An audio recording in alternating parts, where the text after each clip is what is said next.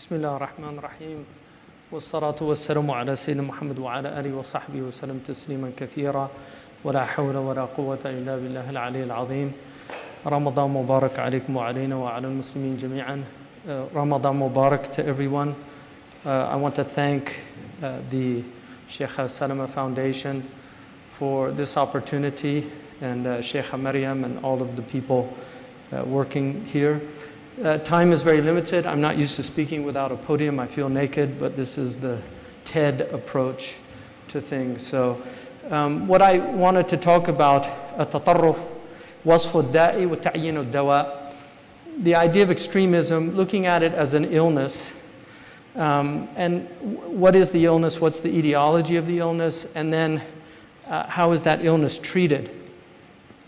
If you look at just living in the world, all of us will get sick, societies get sick, people get sick, and our Prophet ﷺ said, إِنَّ اللَّهَ لَمْ يُنزِلْ دَاءً إِلَّا أَنزَلَ لَهُ الشِّفَاء, that God has not sent down any disease because we believe good and evil are creations of God, that he did not send any disease down except that he sent down with it a cure, a healing. عَلِمَهُ مَنْ عَلِمَهُ وَجَاهِدُهُ مَنْ جَاهِدَهُ.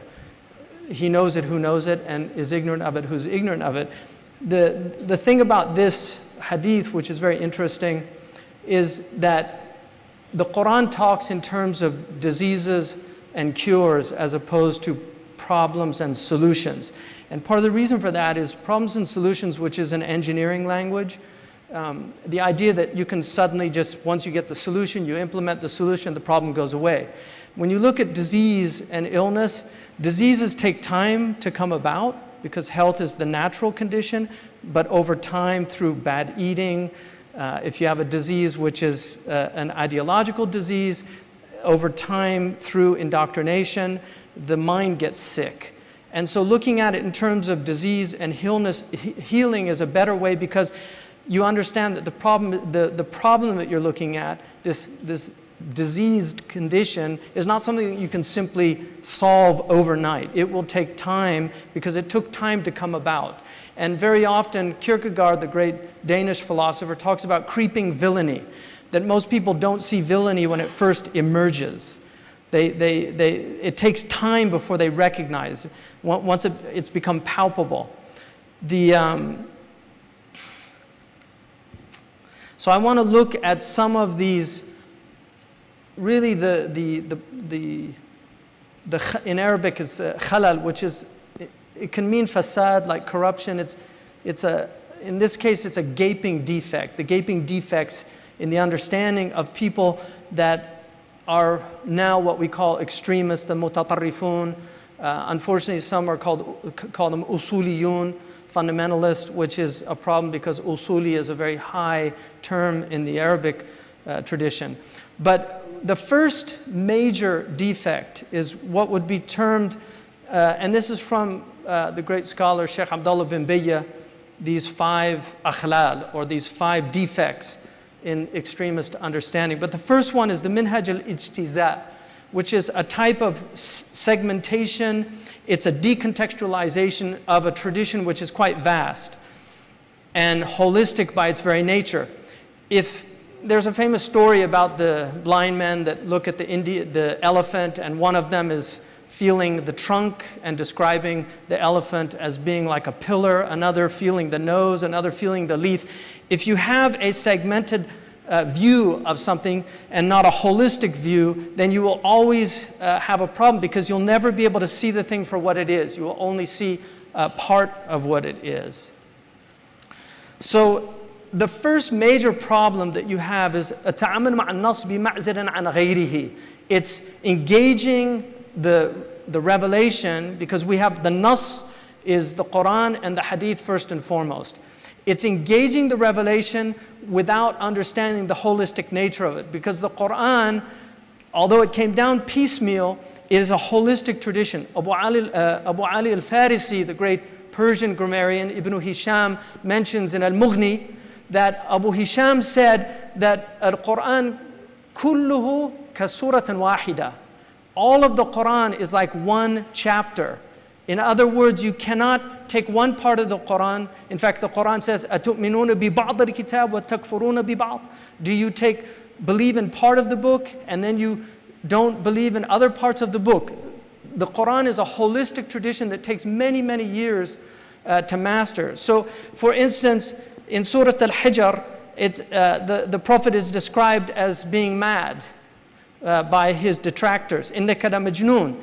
The answer or the response to that doesn't come until much later in Surah Al-Qalam. مَا أَنْتَ بِنِعْمَةِ رَبِّكَ بِمَجْنُونَ. It didn't come immediately after that. The response came much later because this is the way that the Quran works. It's not a linear book.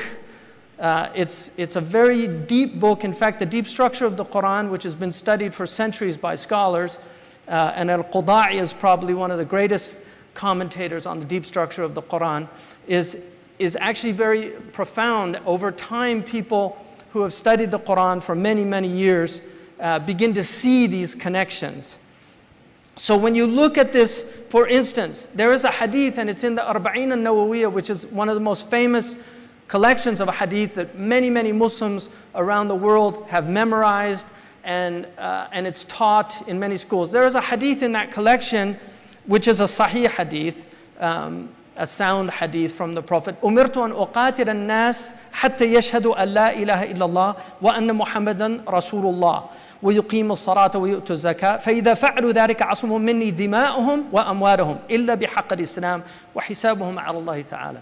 So this hadith says, I was commanded to fight people until they say La ilaha illallah and that Muhammad is the messenger of Allah, and they establish prayer and they give zakat. And once they do that, then their blood and their wealth are free from me, except by the right of Islam. Their blood and wealth are protected except by the right of Islam, meaning if they kill somebody or something or steal. وَحِسَابُهُمْ عَلَى اللَّهِ. And their reckoning is with God. It's not for me to judge them as Muslims. Their reckoning is with God. Now this hadith is a deeply problematic hadith because many of the extremists take this hadith and say, here's permission to actually fight other people that disagree with us. If you don't say La ilaha illallah, the Prophet ﷺ was commanded to fight you until you say it. Well, part of the problem with that understanding is that if you look at the word nas, which means people, I was commanded to fight people. Umirtu an uqatil an-nas. So nas is the word that's used. Man hum an-nas? That's the question. Man hum an-nas? In the Quran, قد تعني الفرد الواحد الذين قال لهم الناس إن الناس قد جمعوا لكم. So this was one man, Nu'aym bin Mas'ud al-Ashja'i. There was a waft from Abdul Qais and they met Abu Sufyan and then they went.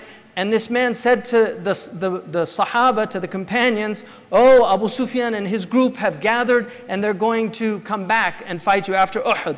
So this was one person, and yet the Quran says one, because one of min asalib al-Arab al-am wa urida bihi al-khas, that you use a general term but you mean something very specific by it. And this is something that you learn when you study balagha and usul al-fiqh. So another meaning of people in the Quran, am yahsuduna an-nasa ala ma atahum Allah. Do they envy people? Now people here meant one group of people. In this verse, it doesn't mean all people, it just means one group, even though the alif lam is used. Another example, قَدْ تَعْنِي كُلَّ النَّاسِ قُلْ أَعُوذُ بِرَبِّ النَّاسِ. So here you have the same word in the Quran used for three different meanings: as an individual, a small group, and all of humanity.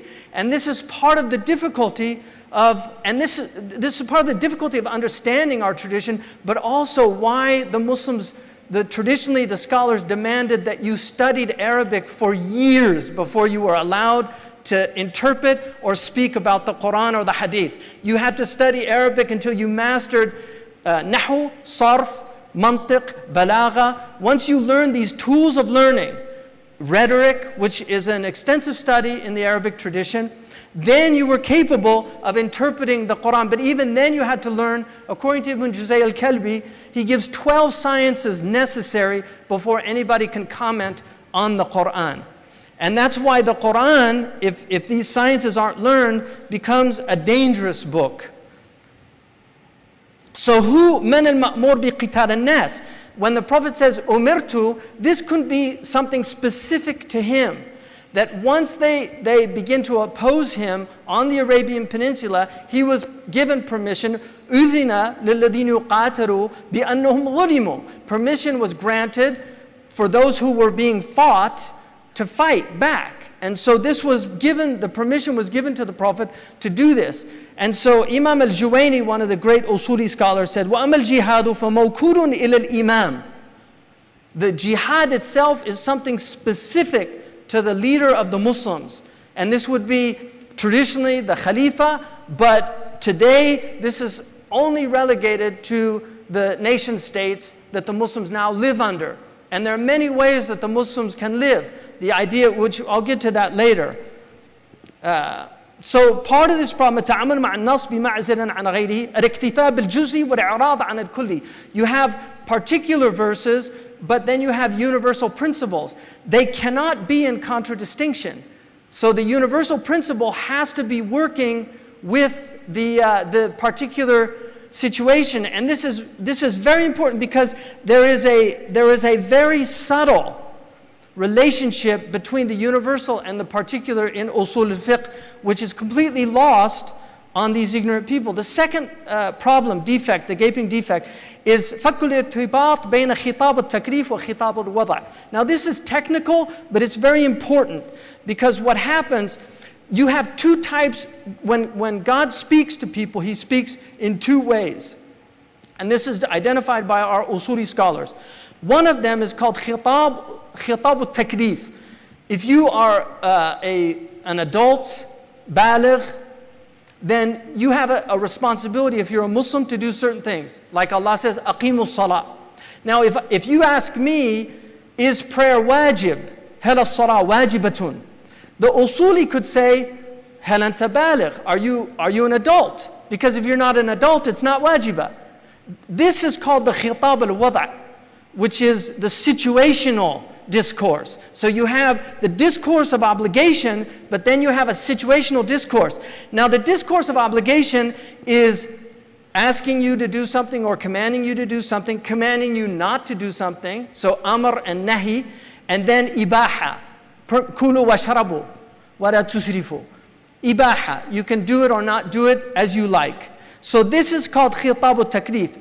The wada', the khitab al-wada', which is the situational, has asbab, it has its means, it has its condition, shurut, it has its rukhas, its licenses, it has its azaim, its firmness, and then it has its mawani'. It has those things that prevent it from being implemented. To give you an example, if the sun passes the 90-degree angle, this is a sabab for dhuhr. In other words, dhuhr, the khitab al-taklif comes in once the time has come in if you're a male.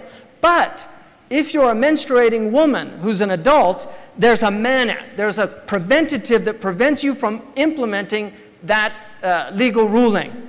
And this applies to all of the ahkam of Islam. So jihad, for instance, it has asbab, it has its reasons, it has its conditions, and it has its preventatives. It has things in which it's not permissible to wage.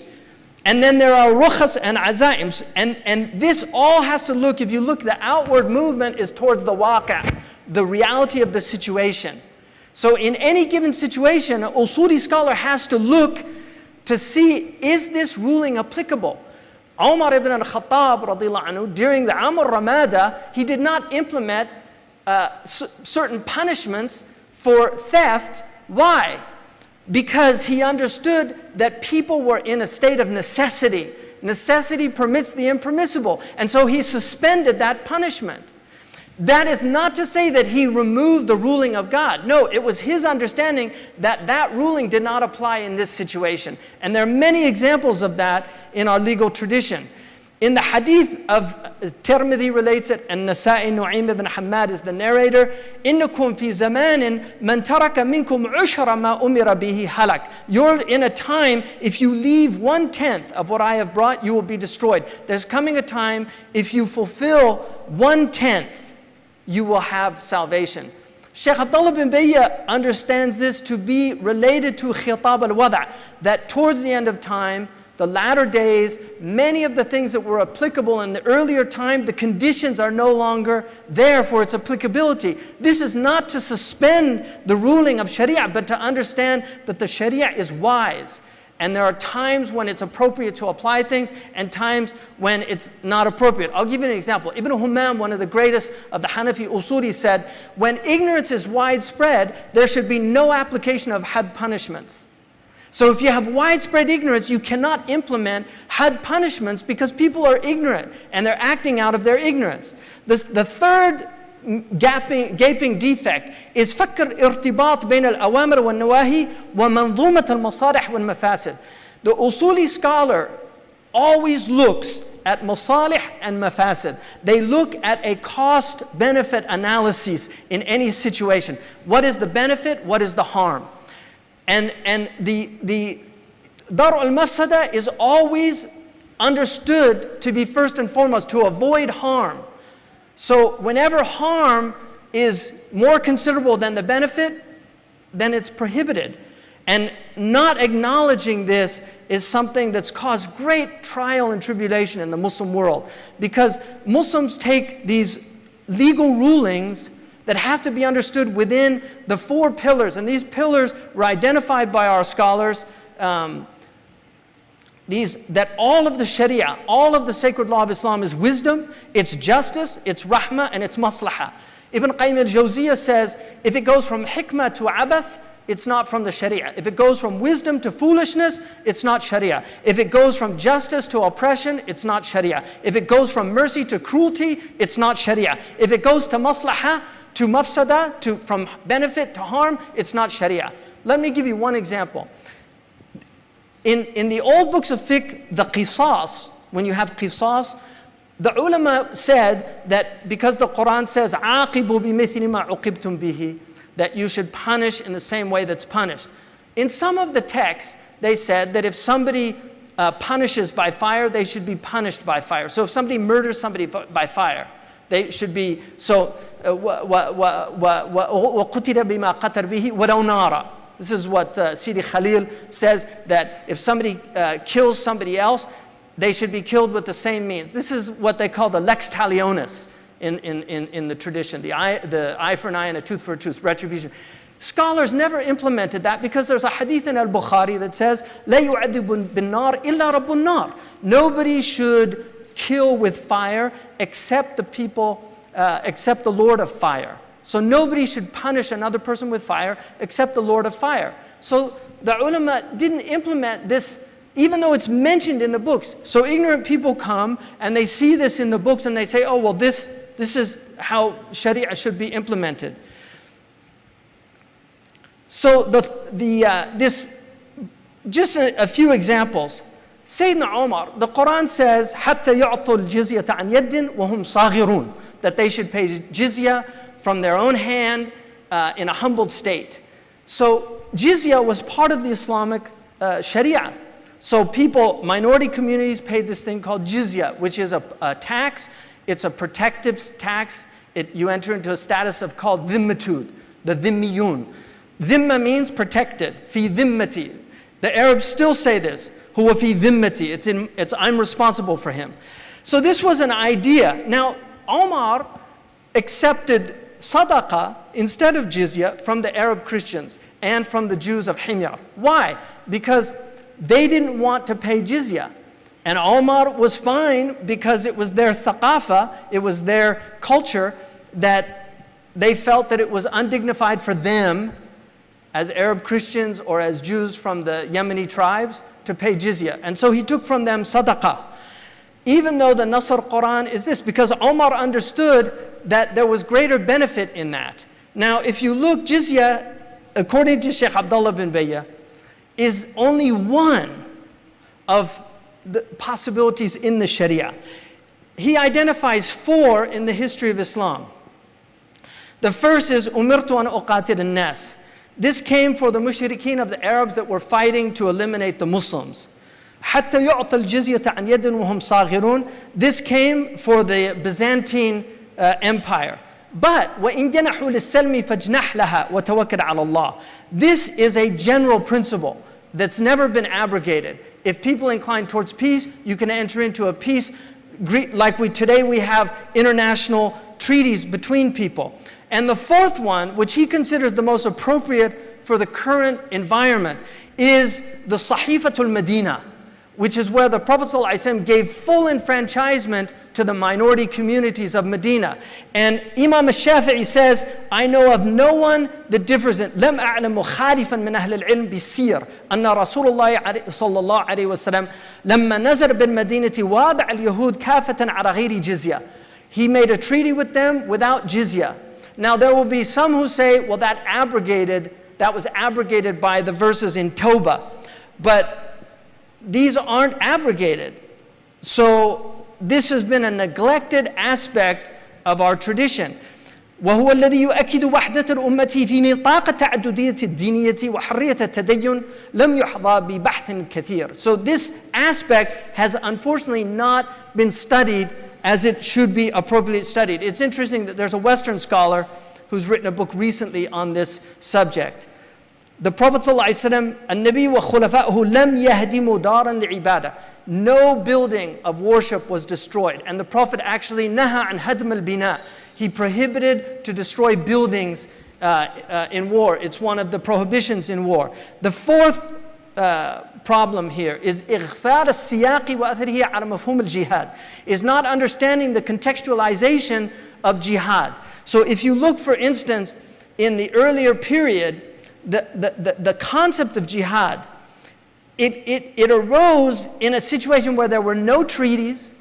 The Arabs used to say, الروم إذا لا تغزى تغزو. If you don't fight Rome, Rome will fight you. This was the environment of the pre-modern world. If you look at the pre-modern, all of the pre-modern borders, you will see that they're borders that were fought for. People fought. And so the Byzantines were attacking the Muslims were attacking the Byzantines. This was the world. Even at the early period, the Arabs were a group of tribes. Many of these tribes lived off attacking other tribes. And they actually had conditions in which they fought.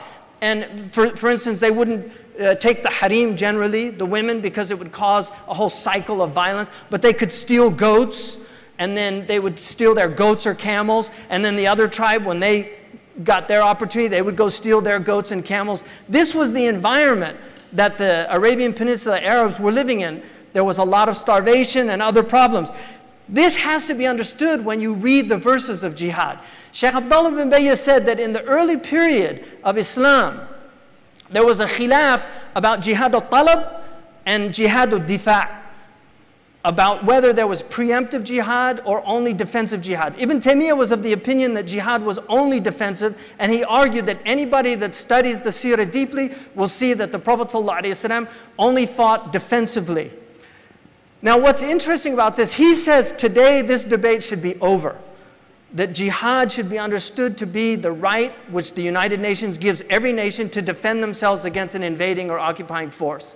And the idea of going out in an age of nuclear weapons, in an age of aerial bombardment, and attacking other people is insanity. وَنَحْكُمُ عَلَيْهِ بِالْجُنُونِ. These people literally should be declared insane because they're bringing so much harm on people by doing this. So the other is, so if you look, ayatul jihad wa ahadithu ayatul sayf, yartabitu kullun minha bi siyaqin khasin jiddan. Each one, now Imam Zarkashi, one of the great Usuli scholars, said, kullu amran warada yajibu imtitharuhu fi waqtin ma. Everything that comes down will find its appropriate time and place. لِعِلَّةٍ تَجِبُ ذَلِكَ الْحُكْمِ, because of some legal rationale for the ruling or the category. ثُمَّ يَنْتَقِلْ بِانْتِقَالِ تِلْكَ الْعِلَّةِ إِلَى حُكْمٍ آخَرٍ. And then when the rationale changes, the category or the ruling will change. This is the depth of our tradition, and this is why Islamic law is much closer to constitutional law than it is to statute law. And unfortunately, many Muslims see it as statute laws. They don't understand that these laws have asbab, shurut, mawani'. That every ruling in Islam has reasons, it has conditions, and it has prohibitions or preventatives when it's not used. And finally, and my time's out, so I'll finish this. الخلل الخامس التصور التاريخي السطحي. This superficial understanding of history, which so many of the Muslims romanticize history. One of the interesting things about the Muslim world is you have no Muslims will watch Star Trek. You cannot get this kind of science fiction because Muslims, they're not interested in the future. We have a romanticized view of the past. We want to return to the past. There's this nostalgia about the past, and yet very often it is completely fantastic. It's an emotional view of the past that never existed in reality. The idea that somebody like Salahuddin al-Ayyubi will just emerge and come as a savior and remove all the hardships and tribulations from the Muslims. If you study the life of Salahuddin al-Ayyubi, he was involved in a very complex situation. And so this is one of the major problems that we have in that Muslims do not recognize that Muslim civilization, like the human life, also has seasons. It has growth, it has strength, and then it has decay, decrepitude, and it dies. And this is simply a fact. And you cannot restore what is dead. And again, this is a major problem. So if you look at Abdul Malik bin Marwan, he actually paid the Romans at the height of Muslim civilization. He paid the Romans to guard the borders. So he was paying money to the Romans. Salahuddin al-Ayyubi fought with Christians against Muslims. Amir Abdul Qadir al-Jazairi, the great Algerian mujahid, at times allied with the Christians against Muslims, because these people were pragmatists and they understood that life is compromised. The Prophet ﷺ never compromised his principles, but he did compromise. And Hudaybiyah is one of the great examples of that. So another thing is that a lot of these Muslim extremists don't understand that the nation state is an acceptable form of governance. The fact that we now exist in nation states, because to remove these nation states would create more mafsada min maslaha. You would actually create more terror, more harm than benefit.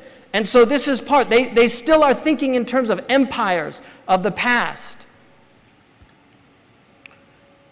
And finally, in conclusion, our Prophet ﷺ said, يَحْمِرُ هَذَا الْعِلْمِ مِنْ كُلِّ خَلَفٍ عُدُولُهُ, that this knowledge will be carried in every generation by upright people. يَنْفُونَ عَنْهُ تَحْرِيفَ الْغَالِينَ, the distortions of extremists. انتحال المبطلين, the decontextualizations of nullifiers.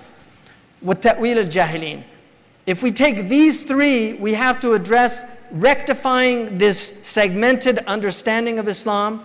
We also have to refute those people that attempt to nullify the beauty and the mercy of Islam by only pointing out certain decontextualized verses and not pointing out others, and then elevating the general culture and understanding of our Muslim community, which has fallen on hard times. We have a lot of illiteracy, we have poor education, and these things have to be addressed. And finally,